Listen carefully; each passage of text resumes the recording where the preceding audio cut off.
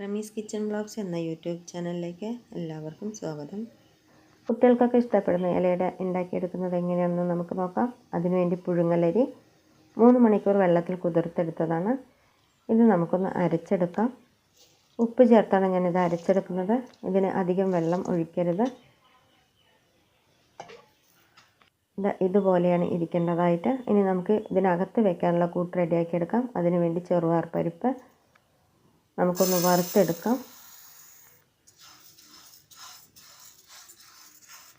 Law ഫ്ലെയിമിലിട്ട് വേണം നമ്മളിത് വറുത്തെടുക്കാനായിട്ട്. ഇനി നമുക്ക് ഇതിനെ കഴുകി ഒരു പാത്രത്തിലേക്ക് ഇട്ട് കൊടുക്കാം. ഇതിലേക്ക് ഒരല്പം വെള്ളം ഒഴിച്ച് നമുക്കൊന്ന് വേവിച്ചെടുക്കാം. അധികം വെള്ളം ആവരുത്, ചെറുപയർ പരിപ്പിന് വേവ് കുറവാണ്. ഈ വെന്ത് വന്ന ചെറുപയറിലേക്ക് നമുക്ക് ശർക്കരപ്പാനി ഒഴിച്ചു കൊടുക്കാം. ഞാൻ ശർക്കര ഉരുക്കി അരിച്ചെടുത്തതാണ്. ഇത് നല്ലപോലെ ഒന്ന് മിക്സ് ചെയ്തെടുത്തതിന് ശേഷം ഇതിലേക്ക് ആവശ്യത്തിനുള്ള നാളികേരം കൂടി ഞാൻ ചേർത്ത് കൊടുക്കുന്നുണ്ട്. നാളികേരം ഇട്ട് കുറച്ച് നേരം കഴിയുമ്പോഴേക്കും ഇതിൽ വെള്ളമെല്ലാം പറ്റിയിരിക്കും. ഇത് വറ്റി വന്നതിന് ശേഷം ഇതിലേക്ക് ഏലക്ക, പഞ്ചസാര പൊടി കൂടിയാണ് ഞാൻ ചേർത്ത് കൊടുക്കുന്നത്. ഇനി നമുക്ക് ഫ്ലെയിം ഓഫ് ചെയ്ത് കൊടുക്കാം.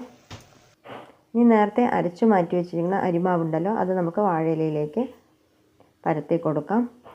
വളരെ കനം കുറച്ചാണ് നമ്മളിത് പരത്തിയെടുക്കേണ്ടതായിട്ട്. പുഴുങ്ങലരി മാവായതുകൊണ്ട് തന്നെ നല്ല സോഫ്റ്റ് ആയിരിക്കും. അരിപ്പൊടി വാട്ടി ഉണ്ടാക്കുന്നതിനേക്കാളും ടേസ്റ്റാണ് നമ്മൾ ഇതുപോലെ പുഴുങ്ങലരി കുതിർത്ത് അരച്ചെടുത്തിട്ട് നമ്മൾ ഉണ്ടാക്കിയെടുക്കുകയാണെന്നുണ്ടെങ്കിൽ. ഇത് നല്ലപോലെ കനം കുറച്ച് പരത്തിയതിന് ശേഷം നമുക്കിതിനകത്തായിട്ട് കൂട്ട് വെച്ച് കൊടുക്കാം. എത്ര നമുക്ക് കനം കുറച്ച് പരത്താൻ പറ്റുമോ അത്രയും നമ്മൾ കനം കുറച്ച് പരത്തിയെടുക്കണേ. കൂട്ട് വെച്ചതിന് ശേഷം നമുക്കിതൊന്ന് മടക്കി കൂടി കൊടുക്കാം. ഇതുപോലെ നമുക്ക് ബാക്കിയെല്ലാം ചെയ്തെടുക്കാം.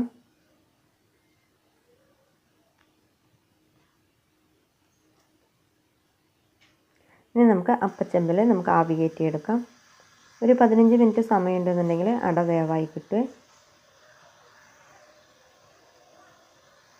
നല്ല ടേസ്റ്റുള്ള കുറേ റെസിപ്പികളുടെ വീഡിയോ ഞാൻ നേരത്തെ അപ്ലോഡ് ചെയ്തിട്ടുണ്ട്. കാണാത്തവരുണ്ടെങ്കിൽ അതുകൂടിയൊക്കെ ഒന്ന് കാണണേ. ഇത്രയേ ഉള്ളൂ, നമ്മളുടെ അട റെഡി ആയിട്ടുണ്ട്. നിങ്ങളെല്ലാവരും ഇതുപോലെ ഒരിക്കലെങ്കിലും ഒന്ന് ചെയ്ത് നോക്കണേ.